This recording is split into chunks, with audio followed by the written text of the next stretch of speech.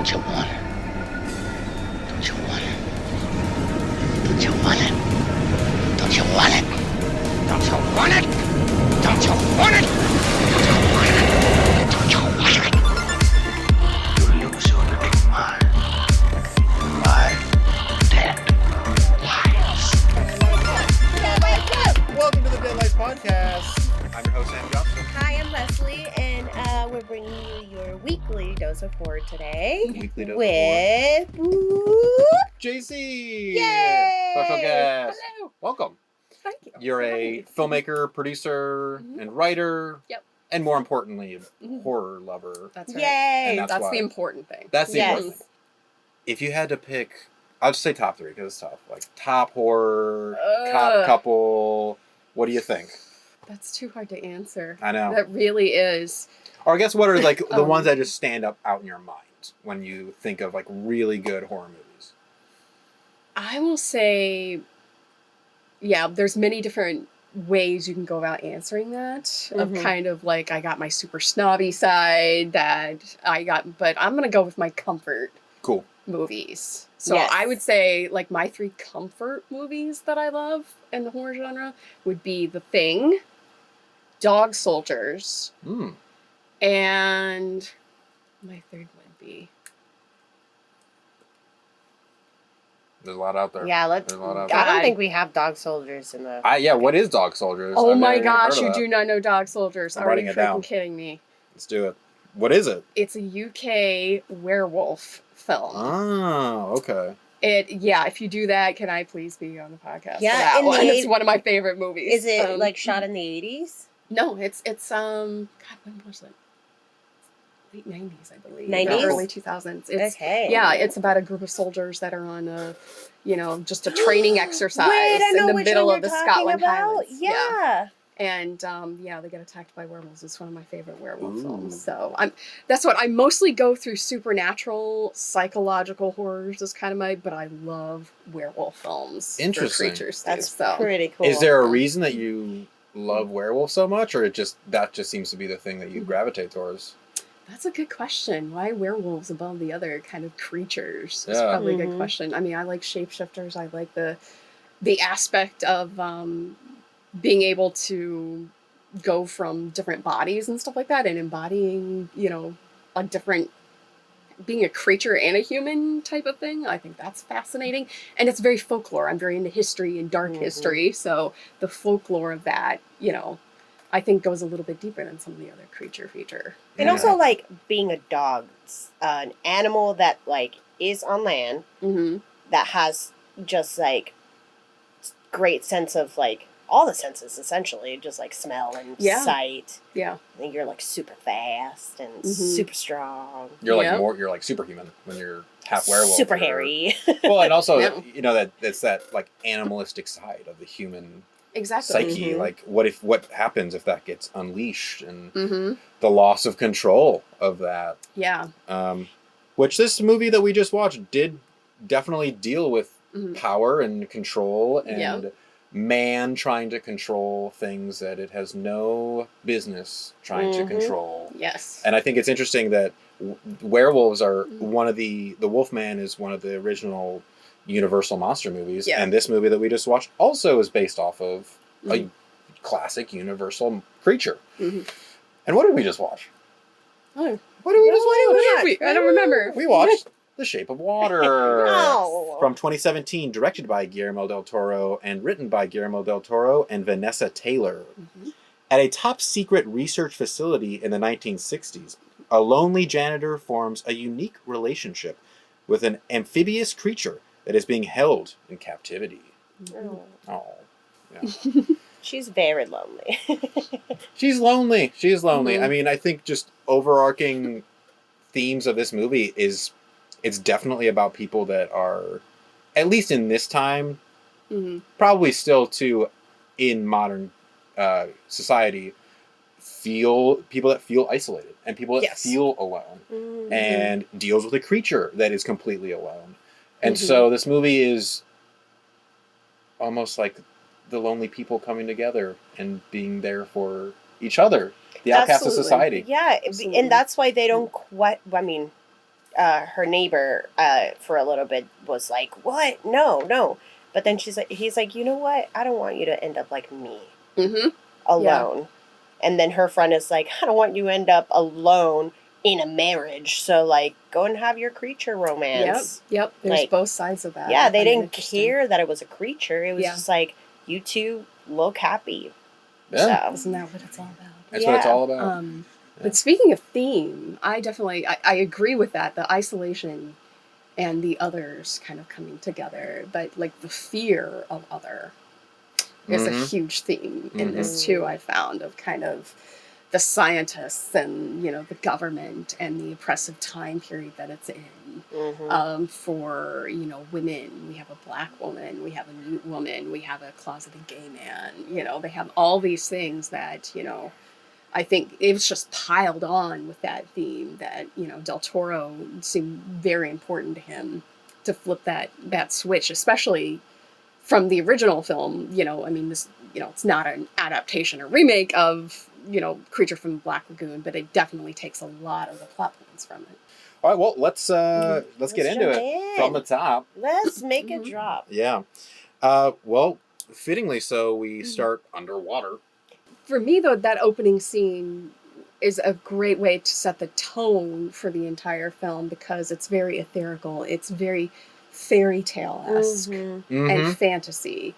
And I think the director did a great job of kind of bringing you into that space, of getting that feeling in you first of this is what it's really about, sort of thing. And then the voiceover starting. Yeah, Richard, and you know what? Jenkins. My mind changed from the voiceover at the beginning and the voiceover at the end. Yes. Same. It changed drastically. And maybe we could talk about that near the end. But yeah, at the beginning, I would say it was like, I questioned why was he the one doing the voiceover? Why was he the one telling this story? This is her story, isn't it? This is the creature's story. So it's like, what was the choice behind having him do the voiceover? And for me, it changed because at first I had forgotten that was the voice of the neighbor. Yeah. And so the way that he was describing her was in a way how the creature would have spoken about her if he was able to talk. Okay. So then that's when I was like, oh my God. And because he called her a princess without a voice, and just like really, really beautiful kind of like language. Yeah, exactly. The fairy tale kind of, she's the princess sort of thing. Absolutely. You're right. I never thought of that. Guillermo del Toro does an amazing job of, we're in a fairy tale. We're listening to, I felt like we were listening to a story that he's been told, and now he's telling us almost. Yeah. He's bringing us into this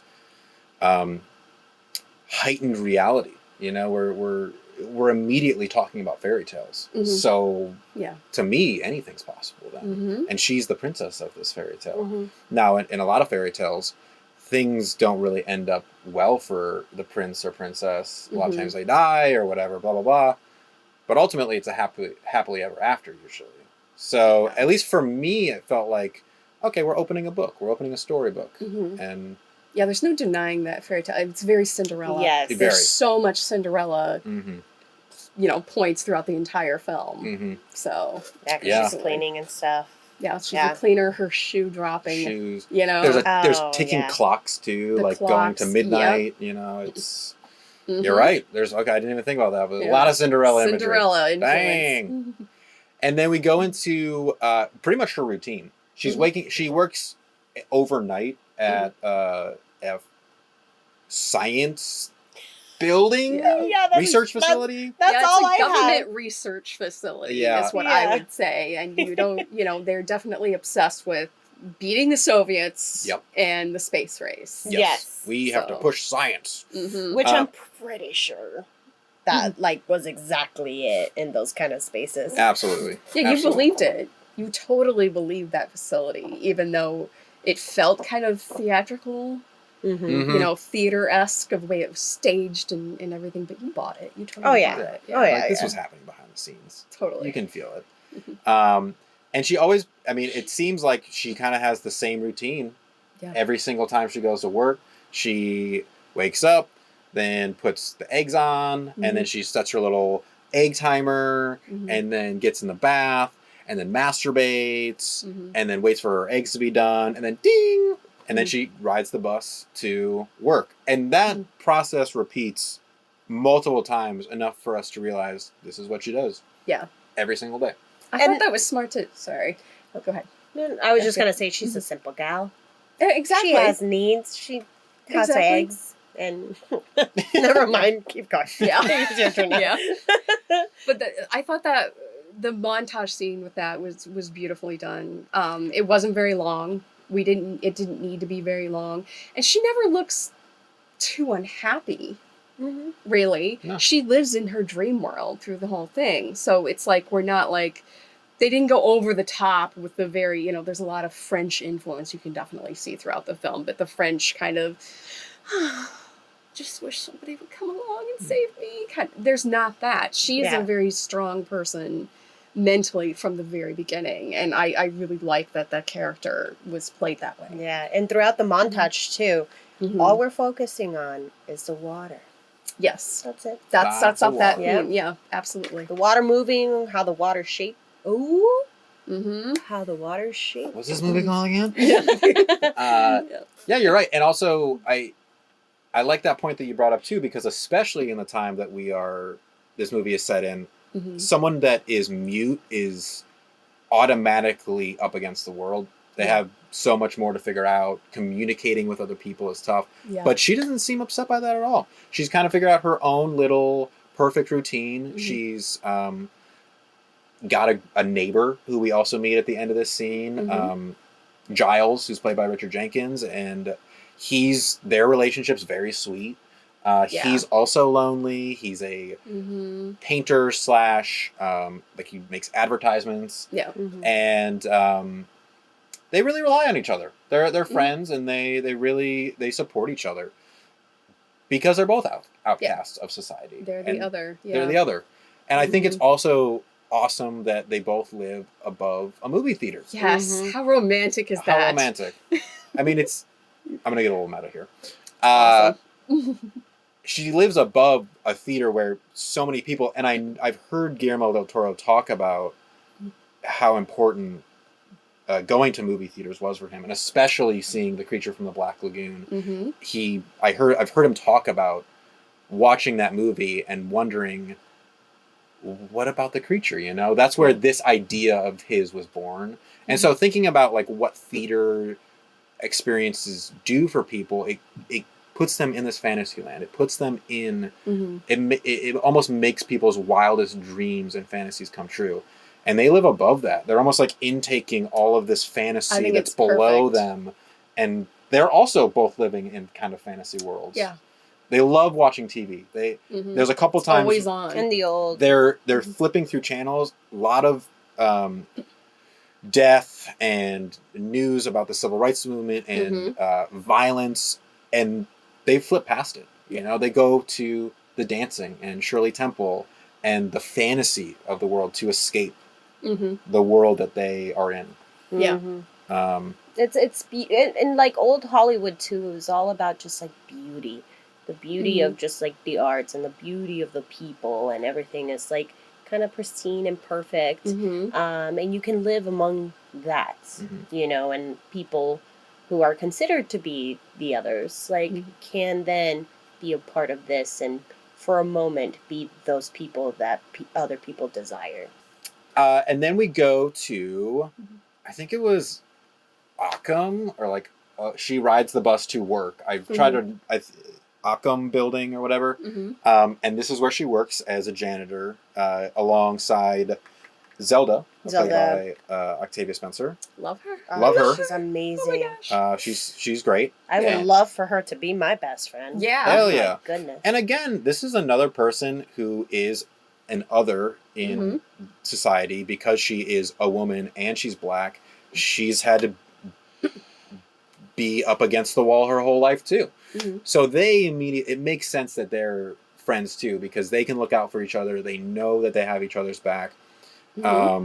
And they don't have to explain that really at all. Yeah. Like, Yeah. I feel like immediately when we see her, the first thing that we see Octavia Spencer do is she's holding Eliza's place in line to help her like clock in on time. Yeah. So we immediately know, oh, this person's got her back. Yeah. And then it's always the same freaking lady in the line being like, Zelda, why you keep helping her? Have her be in the back of the line. Yeah. And you're like, shut up. Yeah. And she's also always talking about her husband. She's like, very much Always talking knocking about her down on her husband. I love that. Yeah, and I love the little montage of them. Yeah. Like cleaning and stuff. But it also gives it away how lonely she is too. She's always just like being like, man, like he doesn't even talk to me and I do all of this for him. Yeah. And like, she doesn't have much either. No. They're in this facility that is so important to like pushing our society and technology forward. And they're essential to it too because they clean it. They keep it clean for everybody, but no one sees them. Yeah. They're completely invisible. But you know what? That also goes with the theme of the moving forward and stuff like that. They think they're doing so great. They probably think, look at what advances we're doing with technology and everything, but yet they're not looking at the people and advancing as a people. And then they end in, I kept calling it the tank room. Mm-hmm. The room where they're bringing what they call a new asset. Mm-hmm. And again, I thought it was an interesting moment where they're coming into this room to mop it or clean it, and these guys are introducing and talking about this new asset and how important it is and how it's top secret, but they're still standing in the room. They don't seem to care that the... It's not important. Yeah. Right. And they're like, it doesn't matter. Like, we can say this. Who are they going to tell? You know? Again, they're very invisible to these people. Yeah. And then enters Strickland, played by Michael Shannon, with this big tank. Yeah. This big tank. The new asset is here. Yeah. And it was such a, like, great establishing shot of a character. Like, he didn't even say anything yet, but just, like, that man's face. Yeah, just absolutely. And the lighting and he's just wearing all black. I love Michael Shannon. Yeah. He's perfect for this role. Oh, he's absolutely perfect for this role. Yes. We cut away from the facility and we go back with Giles and Eliza, and they're going to the pie shop for the first time. Oh, this pie shop. The pie shop. And I love that they open this scene. They're talking about Tantalus, the Greek mythology story. And the story of Tantalus was in Hades, his punishment was to be by a tree that was full of fruit. And every time he reached for the tree, the branches would recede back so he can never reach the fruit. And then when he went to drink water, the waves would go out so he can never drink water. So he's always reaching for... Being teased. He's being teased and he's always reaching for it, but he can't quite get there. You know, he can never quite get there. Which I think that's probably where Giles is at in his story. Yeah. He never says it, but very quickly we realize that he is a gay man. And he got a little crush on the pie guy. Yeah. The guy that works at this pie shop. Yeah. Very, very just like typically handsome man who also... Very 1950s. Like, yeah, very much. He's got that charming, come back now, y'all. You know. He's like willing to go to this like shitty pie shop just to see this guy that he kind of has a crush on. Because they're eating the pie and they're like, oh, this is terrible. This is terrible. Because it was key lime pie, right? It was, again, green. It was we were saying it looks like Jello. It doesn't look like actual pie. I've never seen key lime pie look like that. Back in the day, they were just obsessed about Jello. They were. Jello is throughout the entire film. It's represented several times. There's some cursed what is images with about Jello. Oh God, a chicken salad Jello. Jello. I've seen that in magazines. Lovely. Well, and also the advertisement that Giles is working on is for Jello. Yeah. And he's working on this red Jello at the start of the movie. And he's like, I think this is the best work I've ever done. But then they want him to change it to the green Jello. Yeah. Because green is the future. Yeah. And make the dad happier. Yeah, make the dad happier. Don't you think that goes with Strickland's character, Michael Shannon's character? Yeah, well, because he is they're that the man. family in that illustration. Oh yeah, and she even near the end brings out the green Jello. Yeah. Yes, and also in that scene where Giles is showing the guy, and he's like, you got to change it to green, you got to make him happier. Mhm. The guy, Giles even says, happier? This guy looks like he just discovered missionary. And then we Yeah. see Them doing Michael missionary. Shannon Yeah. having sex with his wife in missionary position. Yeah. It's like, So that's them. that's them, essentially. This idyllic 1950s, 1960s family, Mhm. perfect. Yeah. But And underneath that, it's also It's not. perfect because even the wife, like, freaking makes Betty breakfast. Crocker, man. Yeah, Yeah. and like all of this, and she's like, when you're done with that omelet, come Yeah. upstairs. they establish his character very much essentially as like the idyllic 1960s man. You Yeah. know, he's got the wife, he's got the kids, he's got the job, he's got the car, Yeah. and he always is about delivering. You know, you Mhm. always got to deliver.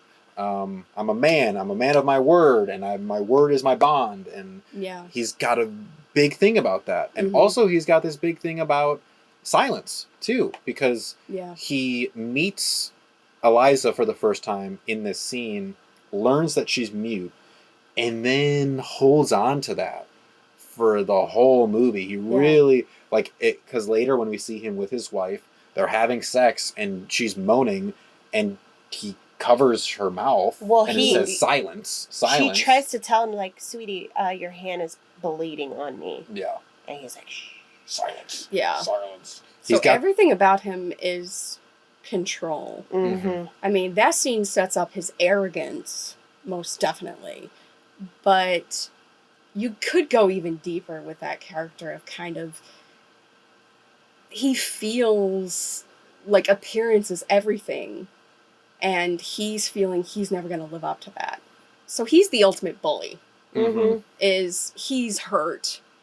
So he does that by hurting others. Yes. And I love the fact that then is it this next coming scene where he is missing 2 fingers because the creature bites him. Mm-hmm. So I just love that symbolism that he is just rotten inside and now outside because he tries to put them back. Yeah. And they're rotten. They're no longer a part of you. Yeah. So no matter how hard, and we kind of talked about this too when we were watching the movie, he is so much about control, and then he gets his fingers bitten off by the creature, and then no matter what he does, how many pills he takes, or whatever, he can't stop his fingers from rotting. Yeah. No. And he can't stop from being that evil, rotting man inside. No matter, it's gonna come out. Yeah. Oh yeah. And it's coming out through his fingers. Mm-hmm. But yeah, so he gets attacked by the creature. He gets his fingers bit off, and then they have Zelda and Eliza clean the tank room, and that's the first time that we actually see the creature. And she sees him in the upstanding tank or whatever. He kind of like comes forward out of the water, and he's still like bleeding out of his shoulder blade, whatever Strickland did to him. But this is the taser. The taser. But we see him for the first time, and a lot of times when we see the creature standing, he has this like very stands with like his groin out. Yeah, his pelvis forward and like his chest pump. Yeah. And it's very godlike. It's it is. You know, like statue-esque. Exactly. And they even talk about the fact that where they found him, the natives worshipped him like a god. Yeah. And offered him things. And so he has this kind of godlike, idyllic man, because he's muscular too, even though he's like kind of a fish. He's still like very ripped. It's like 18,000 abs. Yeah, he's got 1,000 abs. He can breathe in and out of water. He's a specimen, man. He's a specimen. We gotta figure out how this guy works so we can then use it. Yeah. Doug Jones just did a phenomenal job of that. He's done several Del Toro films, and you can tell that you know, I mean, this isn't an easy thing. I think most people are just like, oh yeah, you put the suit on, you stand there, and that's what. Like, no, there's a lot more to it than that. And the fact that, I mean, he had to have studied dance or something to know, you know, Yeah. how to stand that way and how to walk and even how to move in the water. You know, she's very kind of taken by, I think probably at first his situation. She sees a lot of herself in him. Yeah, that's why I was like, she was never afraid, even from the beginning. Yeah. I mean, he did get a little at her at first, but she never backed up. She was never afraid of him. And that makes you go, that says a lot about her character, who she is. But I think she's sensing something about how they're similar. The next scene, she goes back to the tank room, and the creature is not in that upstanding. He's in like a kind of a more of a pool now, but you just see the chain that he's attached to underneath the water, just kind of going back and forth.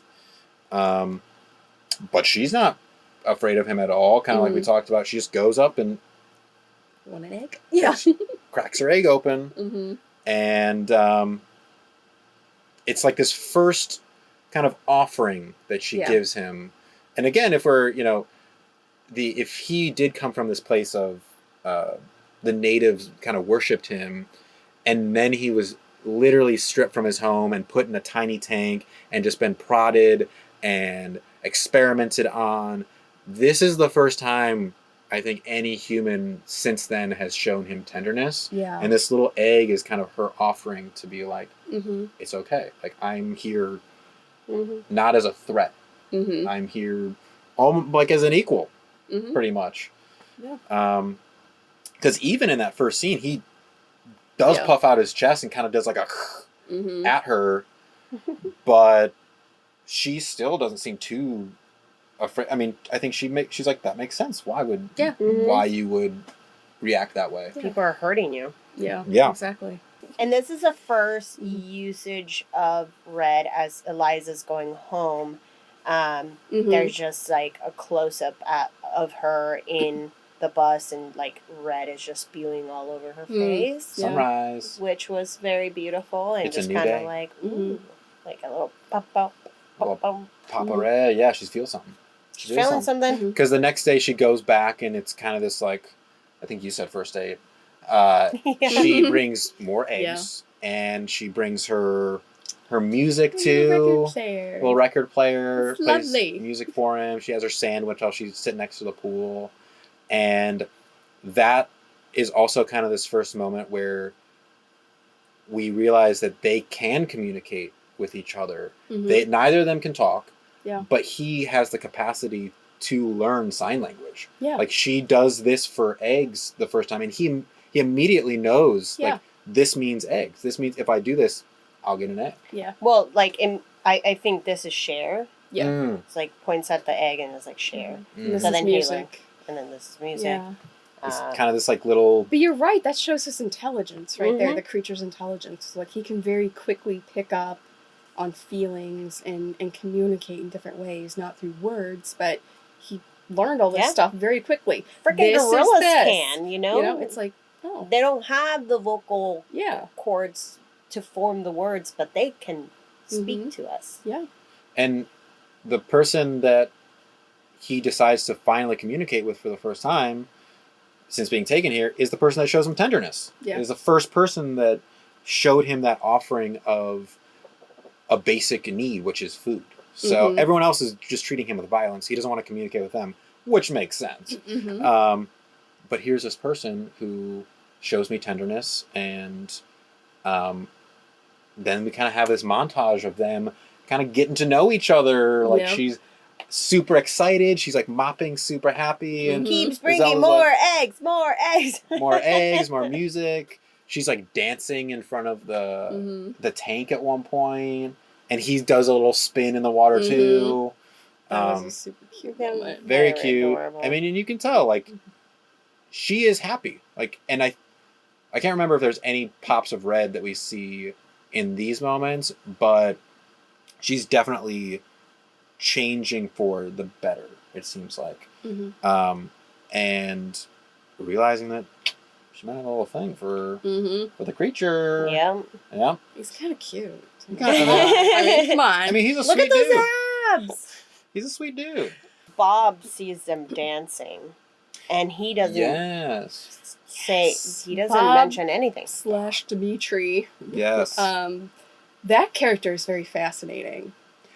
He's also I absolutely very love that lonely. actor. Yes. Yeah. Michael Stromberg? I think I believe. so. Yeah, I absolutely love him. If you're a Boardwalk Empire fan, Oh yeah. Oh, huge Boardwalk Empire fan, and he's Terrifying. Well, and then the thing that I like about him in this role in particular, because I've seen Boardwalk Empire, he's evil in Boardwalk Empire. Yeah. A lot of things that he plays evil characters a lot Mhm. because he does have that kind of evil scientist kind of maniacal look.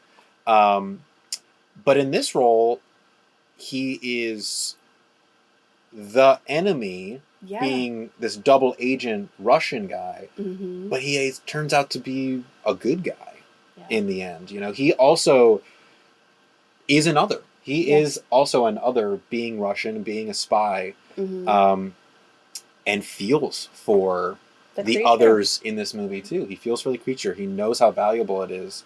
He's a scientist, but he has a capacity to feel things for the creature and for other people. And eventually puts that above all else, even his duty as a Russian spy. Yeah. And I love this role for him because I am usually scared of him. Yeah. And also when intense. and when I saw him the first time in this movie, I was like, uh-oh, easier, bad guy. But he turns out to be like a sweet guy. and that's good casting too. Just because you had recognized him from a previous similar role, and then, haha, JK, no, he's actually good. Actually a good guy. He loves science and he likes this creature. And you wane with him, which I think is interesting too, because, I mean, is he a good guy? Is he a bad guy? I mean, technically, we're supposed to hate him. He's a Russian spy. You know, we should not like him. We should not empathize with him. But you can't help but empathize with him. Yeah. He's struggling with that too. Definitely. Because he knows his duty as a Russian spy. He knows he's there to get information about the creature or anything else that's going on in this facility, and then deliver it to the Russian government. But at a certain point, he makes the choice not to do that and to withhold information or change the original plan that they had. Yeah. So he's definitely... I think he's first and foremost, he's a scientist. Yeah. That it's not Russian, he's a scientist first and foremost. And he, this is the greatest discovery he's probably ever been a part of. And to kill this creature is just like, no, this creature needs to be treated with respect and to be studied and, not harmed. And so I find that interesting because most movies, when you see like a Russian spy, that's all they're about. There's nothing deeper to them. But this character, I thought was very interesting the way it was written. Because there's so much more to him. And then, it was a more realistic kind of character. That, like, back in the... I can't say just, like, back into the day, because I don't know if we're doing this as well in modern times, but, like, we did use scientists to create atomic bombs and kind of use their minds and their smarts to advance our army, and not army, but cause destruction and death. Yeah, absolutely. We're always trying to beat the other country, and we need scientists. So they were used a lot of the times, regardless of whether they wanted to do it or not, and their passion is science or math or whatever it is. So he was definitely being used as well. Bob / Dimitri tries his best to explain to the general that we can't destroy this. If you destroy it, that's defeating the purpose of this creature. But the general, very pissy contest is like, I am the general. You see how many stars are on this jacket? Yeah, that means count them with me. That means I get to make the decision. Whether it's the best or not, I'm going to make the call. And his call is to dissect it. Yeah. He wants to kill it, dissect it, open it up, figure out how it works. Mm-hmm. They didn't know that Eliza was also in the room listening in on this. Oh yeah, because she went to go and try to feed him, and he was now chained. Yes. Yeah. Being tortured by Strickland. Yeah. And Very bloody. This starts her plan of, we got to break him out. We got to break out this creature. And she goes to Giles and is pleading with him to... Oh, that scene was wonderful. Yeah, I particularly love that scene. Like, you could tell that she was pissed by the way that she was slamming her signs. Yeah. The actress isn't actually mute, right? No. Sally Hawkins. No, she's not. No. Yeah, she does a fantastic job. Yeah. And I love that, this was written for her. Like, this is the only actor that Del Toro wanted in that role. And I completely agree with his choice of kind of, she has that, I'd say, lack of a better term, classic beauty to her. She's not, a supermodel type, but she has that classic essence to her.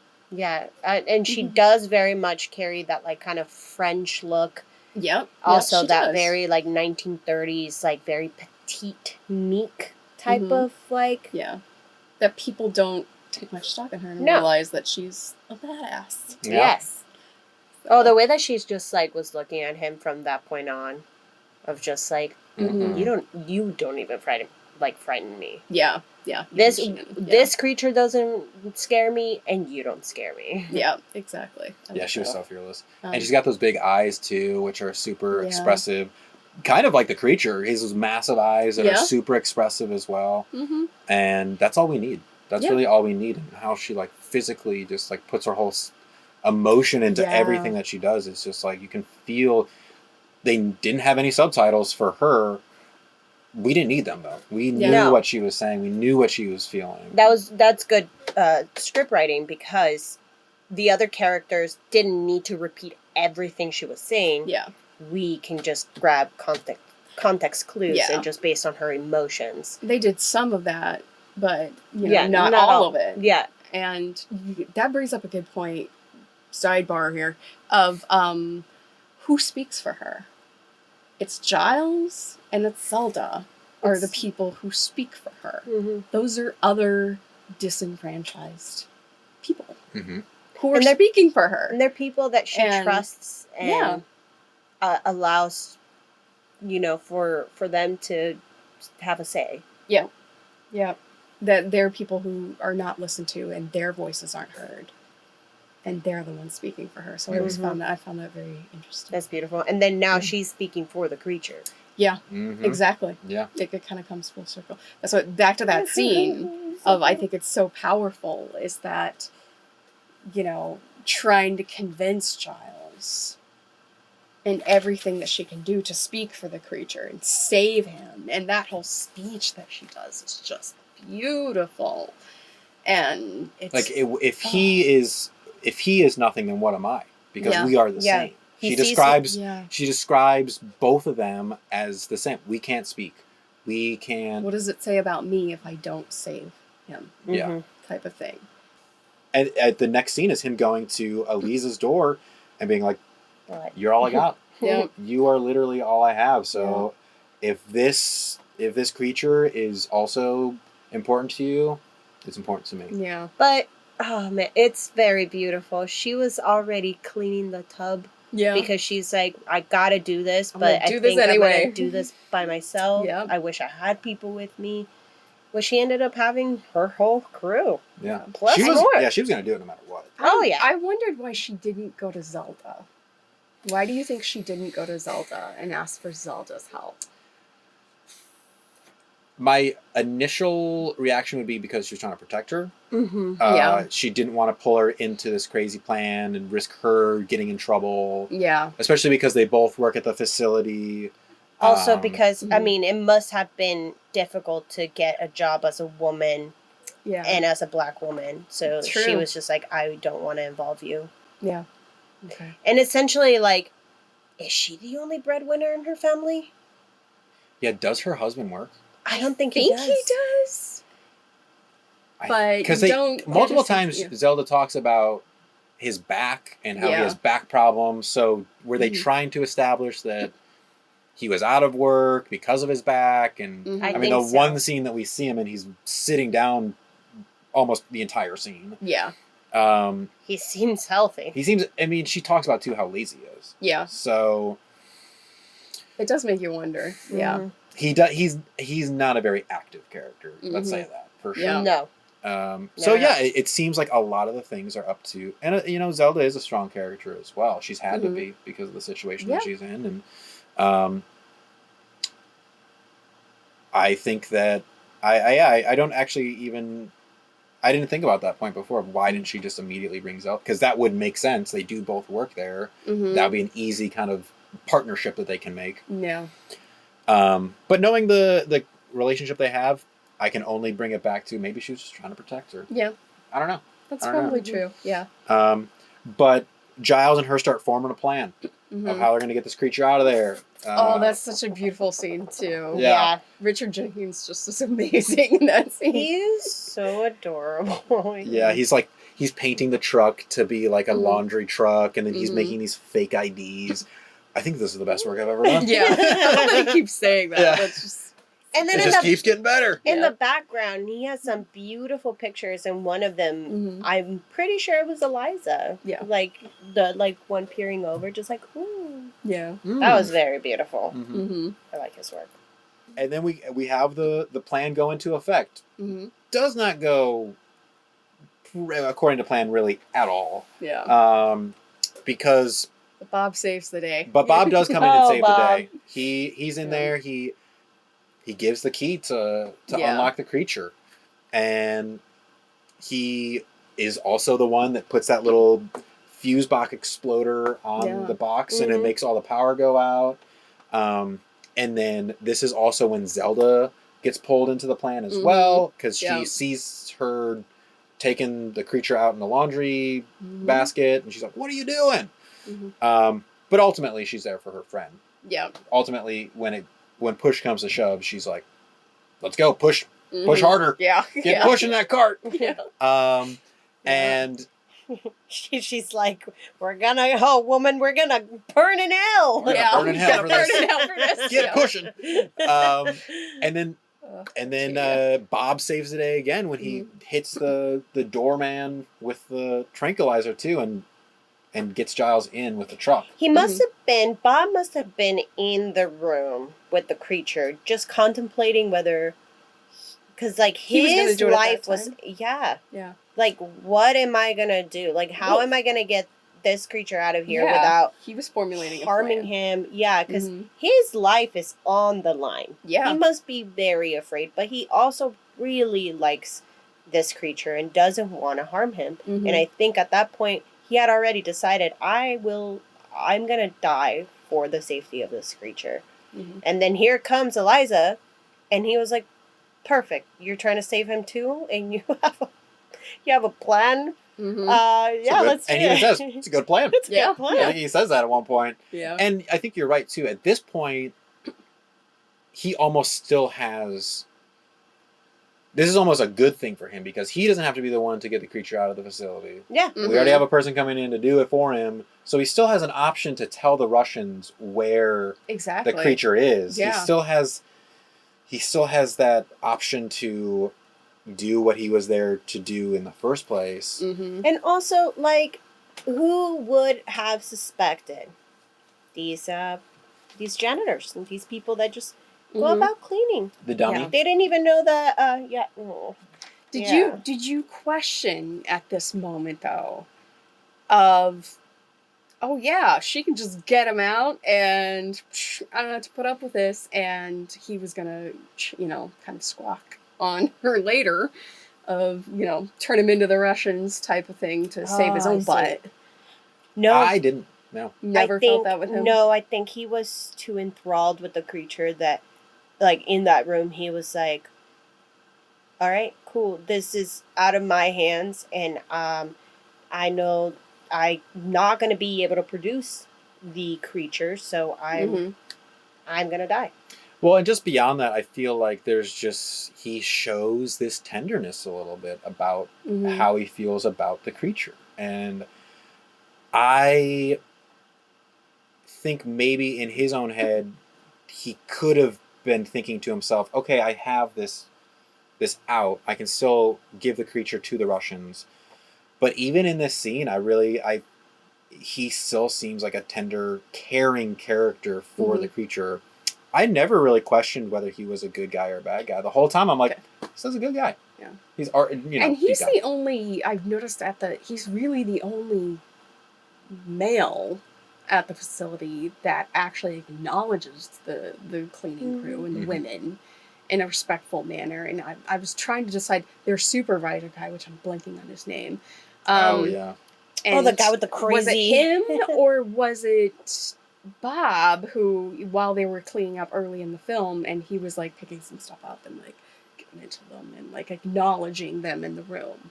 They're actual where nobody people. else is really acknowledging. I must have not caught that. I just caught that Octavia's characters, Zelda started screaming at the other people for making a mess. And she's like, we have trash bins. Yeah. That's what they're here for. Sorry. Yeah, that is interesting. He does seem like the only one who actually sees him. Actually sees him. But also, just like the creature, he sees everything, and he starts feeding the creature eggs and steak. And then he had mentioned to the evil dude that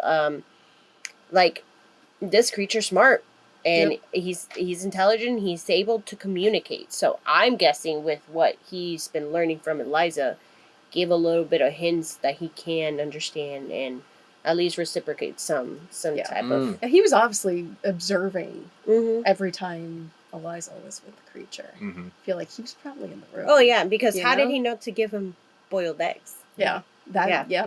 Creature gets a little curious. He starts exploring the apartment a little bit. Oh boy. He's like, what's that? He looks at the TV. And then he sees the cat. Ooh, what's a cat? But also, on the TV, it was this horse, right? That was reading the newspaper saying, horses being set. It was Mr. Ed. Being sent to space or something. Yeah. Which is exactly what they were trying to do with him. It was because so at one point... the horse. The horse. Yeah. And then, at one point, he's also being... compared to the space dog. Yeah. With Sputnik. He's our space dog. Where's our space dog? Yeah. You better get our space dog. Just another object of science. Yeah. Essentially. Yeah. Poor doggy. Oh, Sputnik. But Kitty and him don't get along right away. And Giles unfortunately finds creature munching on the kitty cat. Now, I made the argument of who was the aggressor here first, and I think it was the kitty. Kitty did his first. Kitty was hissing and everything, and, I'm not saying the kitty deserved to die, but... No way. Who was the aggressor here? Be careful. Yeah. And, he finds him, and then he, pushes past Giles and cuts his arm and runs off. And then, for a second, we're like, holy shit, we got a creature running the streets right now. Oh my god. But luckily he doesn't go too far. He goes to the theater. Yeah. Downstairs. And he is just Eliza finds him in there. He is just enthralled in the screen. In what he's seeing on the theater screen. And there's this dream quality. And I did wonder when I first saw this of he's out. We're going to do this whole, oh my gosh, he's going to be roaming the streets and everybody's going to be shrieking and scared and stuff like that. And I find it interesting that Del Toro made the decision to not go there.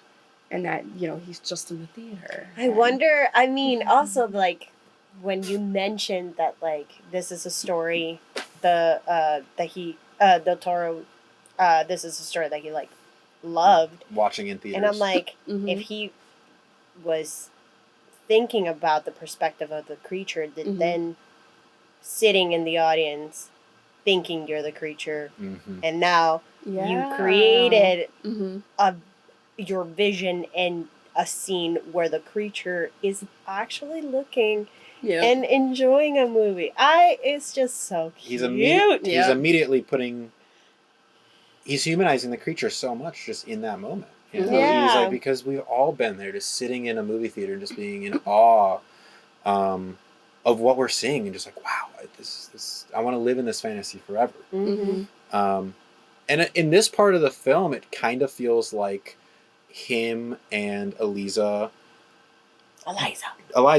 are indulging and living in this fantasy. Yeah. Because it is the next scene where they have sex for the first time, and that's when she starts wearing the red headband and the shoe. She's so happy, and they're so happy together, and this is the high moment before the storm. They're living in this. They're living in this dream world, and we have a scene where they fill up the bathroom of water, and they're swimming with each other in the water, and even when they open the door and the water just lets out, they're still in there, just holding each other too.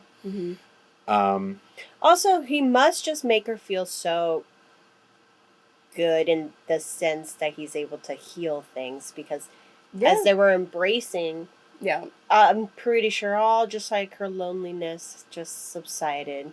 The way that you glowing. Tend to do. Yeah, he was glowing. So that brings up a very good point of what do you think that, okay, the creature is able to heal wounds on himself and wounds on other people, but what about emotions and that kind of hurt? Do you feel like that scene kind of encompassed that?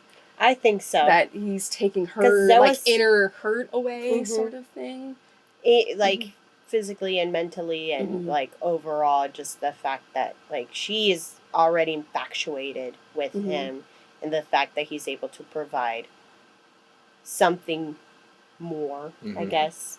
But by just physically touching this creature can alter your emotions. I find that fascinating. Yeah, and in that scene, like he's just completely engulfing her and surrounding her, and he's all lit up with these like bioluminescent lights, and you can tell the look in her eye of just like pure love, and she's like feeling that completely around, and in these scenes that we're talking about, that's so clear, you know. He is definitely healing her, and then we have he puts his hand on Giles' head, which he then eventually is grown hair.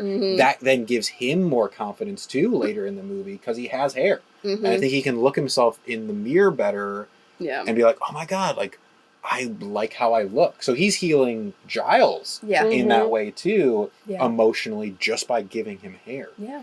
He has been suspecting Dimitri/Bob lightly this whole time. I didn't think he was. Really? No, I thought it was the other character. Oh my god, we don't know the name of this guy. I don't know who. I feel bad, but mustache guy who's pretty is the one who figured it out that Bob was maybe not who he said he was. Because he was like following him to his apartment. He watched the Russian guys go in and out.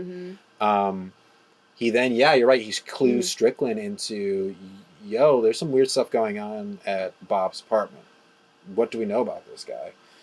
That then sends Strickland. So he has to be told everything. He's not very smart. No. He's really not very smart at all. And he's sitting in a room full of security cameras and he never looks at. Never catches anything on the security cameras. Yeah. No. He's literally just, it's that sense of control that he wants to have. Just the sense. He doesn't actually have any. No. Just a sense of it. It's just a sense. The air of control. Because the people that overtake him, that steal the creature, are people that clean, piss, and poop. And he can't even see that they're intelligent people. And he's just like, well, whatever. And they're like, sweet, okay, bye. Bye. Exactly. His arrogance is getting the best of him. That's his downfall. How clearly can you think when your freaking fingers are rotting? I never thought about that fact of like the gangrene like starting to run through the system and making him like actually go insane. Like Absolutely. Causing him to... Oh yeah. He already wasn't all that intelligent, and even more so towards the end of the film, where he was just like, well, I'm gonna have to start doing whatever I can, meaning coming into Zelda's house, trying to get information from her, intimidating her, to like murdering. Yeah, literal, Yeah. actual trying to murder people. Well, that whole thing with Bob and Dimitri, with what he's shot and found out by the Russians. Yeah. Oh, yeah. Oh, that was a rough scene. That was a rough Yeah. scene. Yeah, he follows Bob to where he's supposed to meet the Russians, and he ends up shooting the Russians and finding out that Bob is Dimitri and a Russian spy, and Bob has this shot through his mouth Because the Russian guy shot him. Yeah. In the gut and on the well. And you knew that was a point you knew the entire time, and he knew, I think, through most of it, of like, it doesn't matter what I do, the Russians are going to shoot me after this is done. Yeah. Because he had to be silenced at one point. They established in like maybe perhaps 2-3 more other scenes where there's this code that they would say, and the Russian guy was like all about the code, and Dimitri was like, "Fuck it, I don't care, just like let's go, we got business to get to." Yeah. So this time Screw around, this stupid spy stuff. Yeah. This time around, Dimitri's got up after having a puff, and he's like, la la la la la la, which is the code, and then he didn't say. The other person didn't say the silence. So you knew at that moment. He knew at that moment, like, yep, this is it. This is where I get shot. Oof. Yeah. And then he gets shot through the mouth by the Russians, and then Strickland saves him from the Russians by shooting them, but then quickly starts questioning him. He puts his finger through the hole in his mouth, pulls him out into the rain, and then starts using his electroprod to get information out of him. And he eventually does get the fact that... And that whole dialogue about the candies that comes out, which I thought was interesting too. It's like, you know why I like this candy? It's cheap. I've liked it since I was a kid. Which is meaning, like, he's a person, like, that will never change. Yeah, that says that about him too. He doesn't like change. One. The candy's green. So the candy is a constant in his life. And the control, and that's his, tick. And he can control, because he talks about, sometimes I like to just eat it immediately. Sometimes I like to take my time by sucking on it. So he can control how he eats this candy, so easily, just rolling it around in his mouth. And he usually eats it when he is trying to get power or insert power. Exactly. And that comes out at those times. Yeah. And here, this situation... I can do this slowly or I can do it fast, Because he's doing it when he's interviewing the girls. That's right. When he is torturing the creature. When he's torturing Dimitri. Candy break, and now, you're right. That's when the candy comes out. And then there's this moment where Eliza kind of realizes that the fantasy is over. Yeah. Where she knows that, because the creature is kind of just like, really feeling not being in the water, and he's breathing heavily, he's scaling more, and she sees it. She sees him withering away and knows that this can't last forever. But she has this one last moment of indulging in full fantasy. Yeah. And it involves this black and white dancing scene where she's singing. She's actually talking, and they're dancing together like one of the old movies that she would watch. It was so nice. I'm pretty sure that's a Fred Astaire, Ginger Rogers exact dance. So I was just like, oh, yeah. So wonderful. She just takes this moment to live in it. That was so beautifully done. Because it goes from, they're sitting at the table, he's slumped over, and it just goes dark and it's a spotlight on her. And so, that gives us our moment into this world. It turns black and white.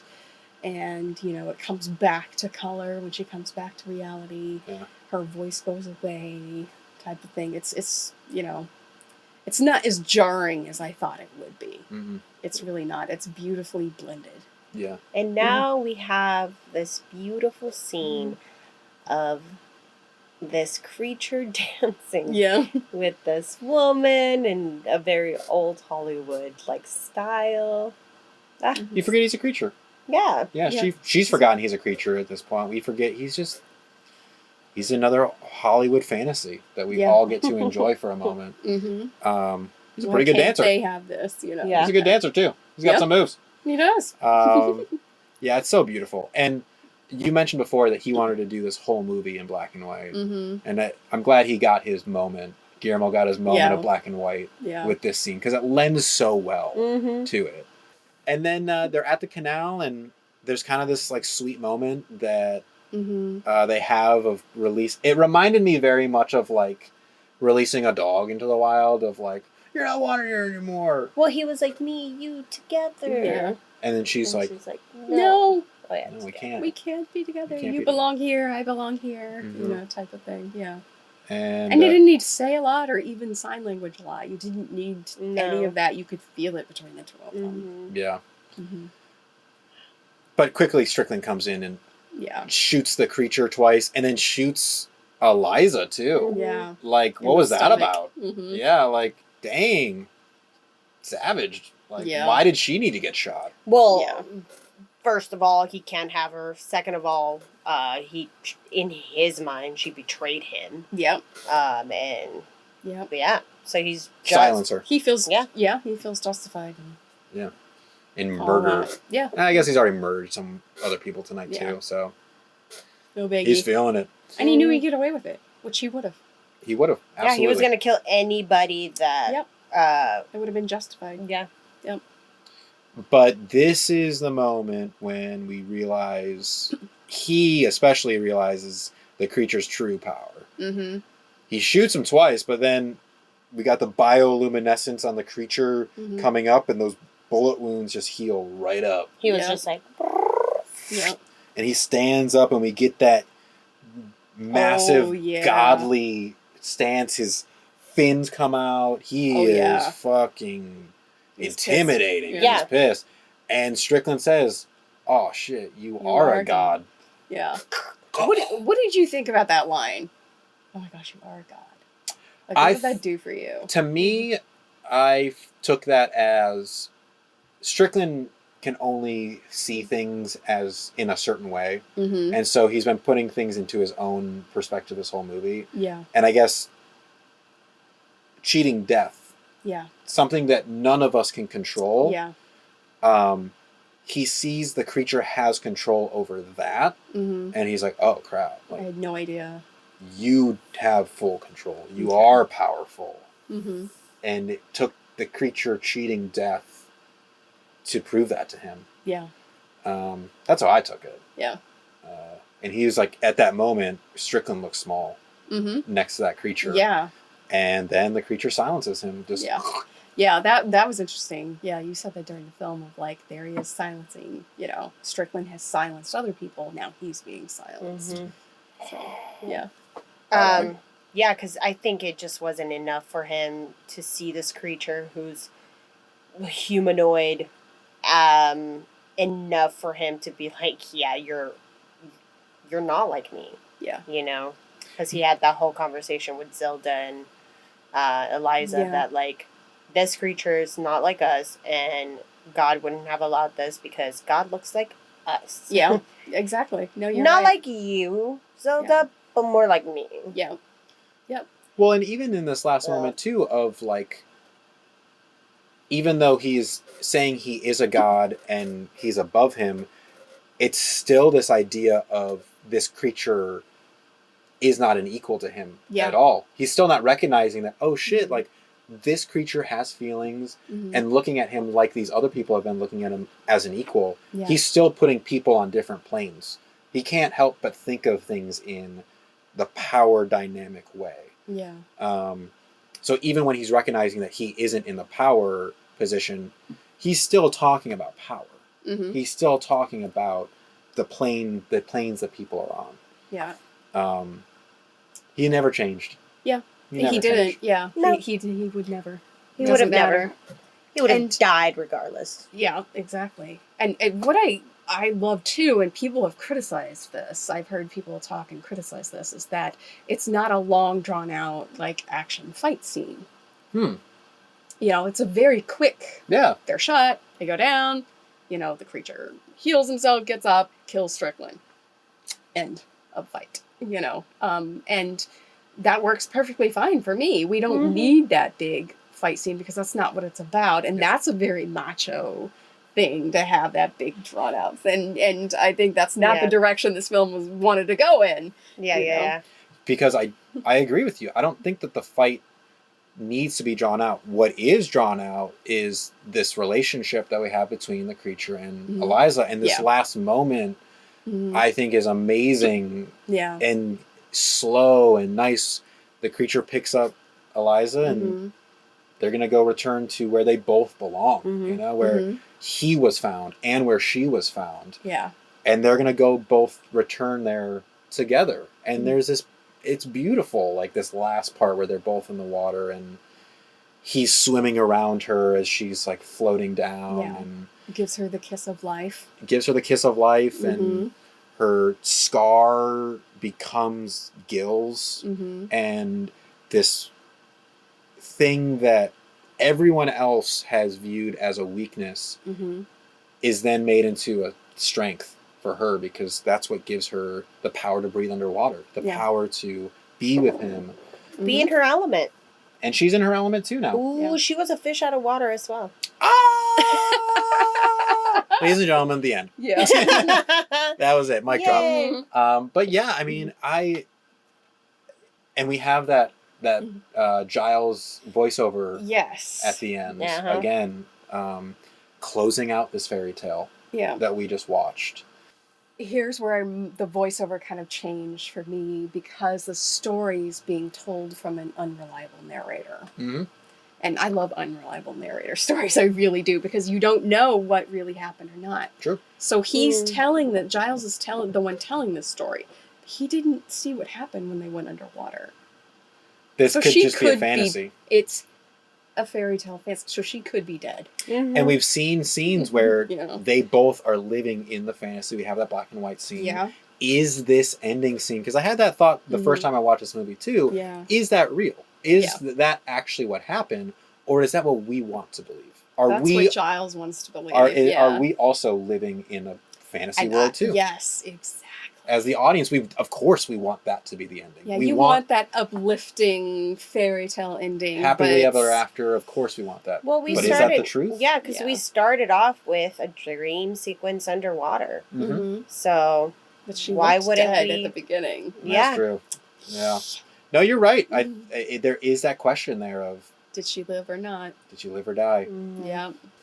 Damn it, Guillermo, you're good. So good. Oh, The Shape of Water. So good. So good. So good. Yes. All right. So how we end the podcast is we do Smash Pumpkin ratings. So that's out of 5. We're going to each give Shape of Water our own Smash Pumpkin ratings as far as how we each individually think of it, how well of a horror movie it is. And that was going to be a question of, like, some people don't think this is a horror movie. Right. Yeah. Yeah. You know? We got asked or told several times, what? Shape of Water? That's not a horror movie. That's a monster. But you consider it's a monster movie. It's a monster movie. Throwback to classic monster. Somebody films. told me, it's like, creature what? feature. Yeah. And I was like, well, it's a creature film. And they were like, well, Beauty and the Beast is a creature film as well. I guess so. I'm like, You can make arguments for everything, but no, I would definitely consider this a horror film. It's a romance fantasy horror. Yeah. It's what I would say. Yeah.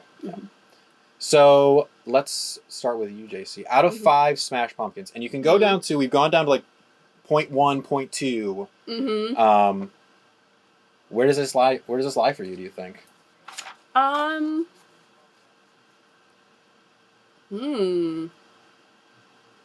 I would say like a 4. 4. I would probably All go right. 4 Smash Pumpkins. 4. I tend to not talk too negatively about films because I'm a filmmaker, and I know how difficult this is to make films. So to criticize other people's works is a little challenging for me. But we're talking in the vein of a horror film, and there are those horror film elements. I would argue that this is a horror film. There are aspects that could have been, I think, a little stronger for that. But I think it's a beautiful film, and I loved it. Yeah. Within that same respect, I'm gonna put it at a 4.5. It was my second watch through. Mm-hmm. I think I clearly enjoyed it much more this time around. Mm-hmm. I got a lot more out of it. And I mean, I'm also going to argue that it's a horror because it's been birthed from a creature that is horror. Mm-hmm. But it just had the spin of it being lovely and stuff. Mm-hmm. And I mean, not everything needs to be gruesome in order for it to be horror. Yeah.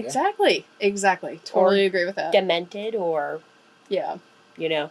Possessed. Yeah. Blood, So- guts, gore, torture. That doesn't make a horror film. Exactly. And you can Mhm. have love in a horror film. Yes, absolutely. Yeah. And I think too, what this movie does really well as well is, first of all, it puts what we expect to be the monster in the hero's shoes. Yes. And then we take man and we Mhm. put him in the monster's shoes. Yep. So not only are we turning the head on the monster, we're also turning the head on man. Yeah. Because Strickland becomes the villain. And Yeah. even outside of that, the society that everyone is living in, where green is the future and Mhm. you have to conform to the idyllic 1960s view, is kind of horrifying too. Yeah. There's like this idea that even society is kind of the villain in this movie. Yeah, absolutely. Which is amazing that Yeah. Guillermo del Toro could get that across, Mhm. in this. Also, in reality, man has always been very Oh. scary. Yeah, The Exactly. only thing that's frightening, we have to make these characters up for us to be like, oh my god, there could be something that's scarier out there. But no, we're Yep. the ones making freaking bombs Yeah. and killing each other. We're the monsters. We're yeah. monsters. We are the monsters. And that, you're right. It's like, oh my god, the scariest parts of this movie are the true humans. parts. Yeah. The The true parts. racism, the homophobia, Yeah. the Mhm. freaking nasty pies. The nasty, The nasty pies are the worst. disgusting. The Jello is gross. That pie was a villain. Yeah. Yeah. But the creature from the Black Lagoon that this is obviously taken from and inspired from, Strickland was the hero in that film. Mm-hmm. And the creature was the monster. Mhm. And I highly recommend watching that movie. I mean, it's from the early 50s. And I watched it not that long ago. I really love that film. And the interesting part I find about that is looking back on it now from a different perspective, is that the creature, was instigated. It's still considered a murderous monster in that film, but it didn't do anything wrong. It murdered everybody because it was, being threatened in its own environment. And that's why I find it interesting with this, that Del Toro decided to have, flip the switch, that from the creature's point of view, but now they're in our environment. I think I'm going to also give this movie a 4.5. Oh, yeah. Man, it's good. Man, it's really good. It just makes you feel good at the end. Oh, the Until you start thinking soundtrack. about... Until you start thinking too hard about it. Just don't think too that's hard what, about that's it. what we do here. Yeah, Don't think too hard about it. you all don't have to think about it too hard, but we No. will. Yeah. Go Guillermo. Wow, Shape of All right. Water. Super Mhm. fun. Thank you for Absolutely. joining us for Thank that one. you Thank so you. That was much. amazing. So, last thing that we have to do before we get out of here is figure out what we're going to watch next week. Oh, yeah. As the guest, you get to Oh, pick. do I get to pick? Yes, Yep, there's so plenty reach in in there. Oh my gosh, Find there's one. a lot in here. There's a lot. There's a lot. It keeps adding. So pick one out, and then Okay. when you open it up, read the description first, and then we'll try to guess. Oh, see you if we can don't even get figure it out. the... And the thing is, okay, I just want to tell everybody because I might sound like an Oh. idiot. I'm kinda always like, oh, it's this movie, and then you always guess right. He is the one that makes these little things. They're all in the Oh. system, so he must know. So it's rigged, is what you're A saying, little Leslie. bit. It's a little rigged for. I read It's, it a little bit. I mean, it is fun for everybody, but I'm always like, I feel like you're gonna get this one very easily. All right, okay. cool. oh, okay. Let's hear it. Right. Mysterious deaths surround an American ambassador. Could the child that he is raising actually be the Antichrist, Yep. the devil's own son? I've never actually seen this movie, too. What? I know. What? You know it? I'm so The Omen? judging you harshly. The Omen. Yay! Yes. Okay. Ooh, okay. 1976. I also haven't seen Oh my- this movie.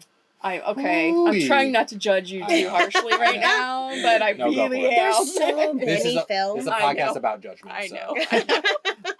Well, Devil's wife. thank you again, JC, for joining us. Yes, Please, thank you for inviting me. Yay. please plug yourself before we get out of here. Okay, I have a website called jcfarris.com, jcfarris.com, where you can look up my bio and some of my films and screenplays. I'm, producing a feature horror film right now.